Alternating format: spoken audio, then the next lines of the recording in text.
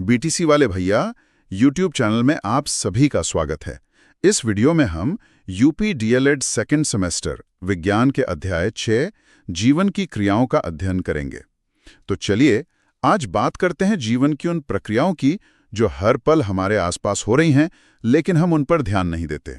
बिल्कुल, हम बात कर रहे हैं पौधों की, जानवरों की और खुद हमारी भी, कि आखिर ये सब काम कैसे करता है। हाँ, तो सबसे बुनियादी जरूरत से शुरू करते हैं, पोषण।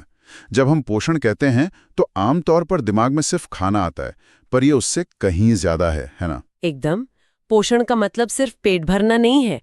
असल में ये शरीर को चलाने, उसकी मरम्मत करने और उसे बढ़ाने के लिए जरूरी कच्चा माल जुटाने की प्रक्रिया है। और इसी वजह से पौधे इतने खास हैं।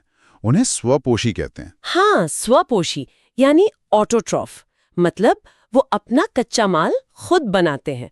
उन्हें बाहर से बना बनाया खाना नहीं चाहिए। और वो ये करते हैं प्रकाश संश्लेषण से, फोटोसिंथेसिस। ये शब्द हमने स्कूल से ही सुना है, पर ये किसी जादू जैसा लगता है। ये प्रकृति का सबसे बड़ा जादू ही है, कह सकते हैं। प्रक्रिया सीधी सी है। हरे पौधे सूरज की रोशनी की मदद लेते हैं। और पत्तियों में मौजूद क्लोरोफिल की? बिल्कुल। तो सूरज की रोशनी और क्लोरोफिल की मौजूदगी में पौधा हवा से कार्बन डाइऑक्साइड और जमीन से पानी लेता है और इन दोनों को मिलाकर अपना भोजन यानी ग्लूकोज बना लेता है। लेकिन इस प्रक्रिया का एक बाय प्रोडक्ट भी है जो हमारे लिए जीवन है। हाँ, ऑक्सीजन। इस पूरी प्रक्रिया में ऑक्सीजन गैस एक तरह से वेस्ट प्रोडक्ट के तौर पर बाहर निकलती है, जो हमारे सांस लेने के काम आती है। इसका एक रासायनिक समीकरण भी है जो पूरी कहानी को एक लाइन में कह देता है। जी, 6CO2 मतलब कार्बन डाइऑक्साइड के 6 अणु और 12H2O यानी पानी के 12 अणु। जब इन पर सूरज की रोशनी पड़ती है, हाँ, तो बनता है C6H12O6 यानी ग्लूकोज, साथ में 6 पानी के अणु और 6 ऑक्सीजन के अणु। तो पौधा हमारे लिए ऑक्सीजन बना रहा है और ये पूरी फैक्ट्री चलती है क्लोरोप्लास्ट के अंदर। कमाल है। अच्छा, खाना तो बन गया पत्तियों में, पर वो पौधे के बाकी हिस्सों तक, जड़ों तक कैसे पहुंचेगा? बहुत अच्छा सवाल। यहीं पर पौधे का पूरा ढांचा, उसकी संरचना काम आती है। पौधे को हम मोटे तौर पर 2 हिस्सों में बांट सकते हैं। एक जो जमीन के नीचे है और एक जो ऊपर है। बिल्कुल। जमीन के नीचे वाला है जड़ तंत्र यानी रूट सिस्टम और ऊपर वाला प्ररोह तंत्र या शूट सिस्टम। जड़ का पहला काम तो पौधे को मजबूती से पकड़ के रखना है, एक एंकर की तरह। एकदम। और दूसरा, जमीन से पानी और खनिज लवणों को सोखना। कुछ जड़ें तो भोजन भी जमा करती हैं, जैसे गाजर और मूली। जड़ें भी अलग अलग तरह की होती है ना? हाँ, मुख्य रूप से 2 तरह की। पहली है मूसला जड़ या टैपरूट। इसमें एक मोटी मुख्य जड़ होती है जो गहराई तक जाती है और उससे पतली पतली जड़ें निकलती हैं, जैसे चने या सरसों में। और दूसरी है रेशेदार जड़ या फाइब्रस रूट। इसमें कोई एक मुख्य जड़ नहीं होती। तने के आधार से ही गुच्छे में बहुत सारी पतली जड़ें निकलती हैं, जैसे गेहूं या धान में होता है। बिल्कुल। अब आते हैं जमीन के ऊपर, प्ररोह तंत्र पर। इसमें सबसे पहले आता है तना। तना मतलब पौधे का मेन हाईवे। क्या बात है, बिल्कुल सही कहा। ये पौधे का हाईवे ही है। जड़ों से पानी ऊपर पत्तियों तक और पत्तियों से बना हुआ भोजन नीचे जड़ों तक, सब इसी से होकर जाता है। और आलू, अदरक जैसे पौधे तो तने में ही अपना खाना स्टोर करते हैं। हाँ, फिर इस हाईवे पर आती हैं पत्तियां, जो असल में पौधे की रसोई हैं। या सोलर पैनल कह सकते हैं। हाँ, ये भी सही है। यहीं पर प्रकाश संश्लेषण होता है, साथ ही वाष्पोत्सर्जन भी होता है, मतलब फालतू पानी को भाप बनाकर उड़ाना। और इस सिस्टम का सबसे खूबसूरत हिस्सा है पुष्प यानी फूल। फूल पौधे का जनन अंग है। इसका मकसद है पौधे की पीढ़ी को आगे बढ़ाना। इसके 4 मुख्य भाग होते हैं। बाह्यबल, जो हरी पंखुड़ियां होती हैं। हाँ, जो कली की रक्षा करती हैं। फिर है दल यानी रंगीन पंखुड़ियां, जो कीड़ों को आकर्षित करती हैं। फिर पुंकेसर, जो नर अंग है, और स्त्री केसर, जो मादा अंग है। तो अब आते हैं जनन पर। पौधे अपनी आबादी कैसे बढ़ाते हैं? एक तो ये फूलों वाला तरीका हो गया। हाँ, पर ये अकेला तरीका नहीं है। पौधों में जनन के 2 मुख्य तरीके हैं, अलैंगिक यानी एसेक्सुअल और लैंगिक यानी सेक्सुअल। अलैंगिक में सिर्फ एक ही पेरेंट की जरूरत होती है? बिल्कुल। और इसका सबसे दिलचस्प तरीका है वर्धी प्रजनन, मतलब बिना बीज के ही नया पौधा उगा लेना। ये तो प्रकृति का कॉपी पेस्ट है, कह सकते हैं। जैसे आलू को देखिए, उसकी आंख वाले हिस्से को काट कर लगा दें तो नया पौधा उग जाएगा।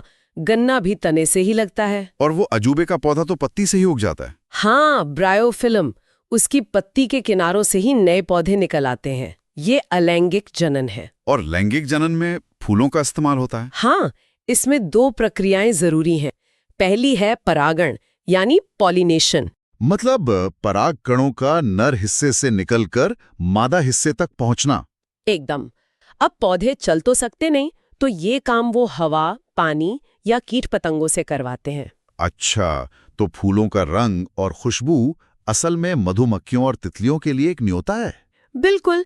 जब परागकण सही जगह पहुंच आता है तब होता है निषेचन यानी फर्टिलाइजेशन, जिसमें नर और मादा युग्मक मिल जाते हैं। और इसी से फिर बीज और फल बनते हैं। सही। पौधों की दुनिया में एक और बड़ा ही अजीब समूह है, कीट भक्षी पौधे। ये तो कहानी को ही पलट देते हैं। हाँ, ये बहुत चालाक पौधे हैं। ये ऐसी दलदली जमीन में उगते हैं जहां नाइट्रोजन की बहुत कमी होती है। तो अपनी नाइट्रोजन की जरूरत पूरी करने के लिए ये कीड़े खाते हैं? बिल्कुल। घटपर्णी यानी पिचर प्लांट या ड्रोसेरा जैसे पौधे कीड़ों को फंसाकर उन्हें पचा जाते हैं और उनसे नाइट्रोजन ले लेते हैं। एक छोटी सी उलझन और, वाष्पन और वाष्पोत्सर्जन, ये दोनों सुनने में एक जैसे हैं? अच्छा सवाल है। देखिए, वाष्पन एक सामान्य भौतिक क्रिया है। किसी भी सतह से पानी का भाप बनना वाष्पन है, जैसे गीले कपड़े सूखना। और वाष्पोत्सर्जन? वाष्पोत्सर्जन एक जैविक क्रिया है। ये सिर्फ पौधों के जीवित हिस्सों से, खासकर पत्तियों के रंध्रों से पानी का वाष्प बनकर निकलना है और पौधा इसे नियंत्रित कर सकता है। समझ गया। चलिए, अब पौधों से आगे बढ़कर एक ऐसी प्रक्रिया पर आते हैं जो सब में होती है, श्वसन। हाँ, श्वसन यानी रेस्पिरेशन। ये वो प्रक्रिया है जिससे खाए हुए भोजन से ऊर्जा निकाली जाती है। हम जो सांस लेते और छोड़ते हैं वो श्वसन नहीं है? वो श्वसन का एक हिस्सा है। उसे श्वास प्रश्वास या ब्रीदिंग कहते हैं। असली श्वसन तो शरीर की हर कोशिका के अंदर होता है। अगर हम इंसानों की बात करें तो हवा का सफर कैसे होता है? नाक से फेफड़ों तक। हवा नाक से अंदर जाती है, जहां वो छनती और नम होती है। फिर ग्रसनी से होते हुए कंठ यानी हमारे वॉइस बॉक्स तक पहुंचती है, जहां से आवाज बनती है। हाँ, फिर ये श्वास नली यानी ट्रेकिया से होते हुए फेफड़ों में जाती है।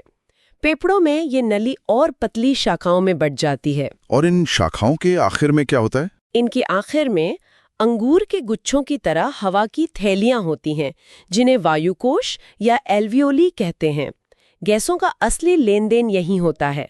मतलब ऑक्सीजन खून में जाती है और कार्बन डाइऑक्साइड बाहर आती है। एकदम सही। यहाँ एक और कंफ्यूजन होता है प्रकाश संश्लेषण और श्वसन में।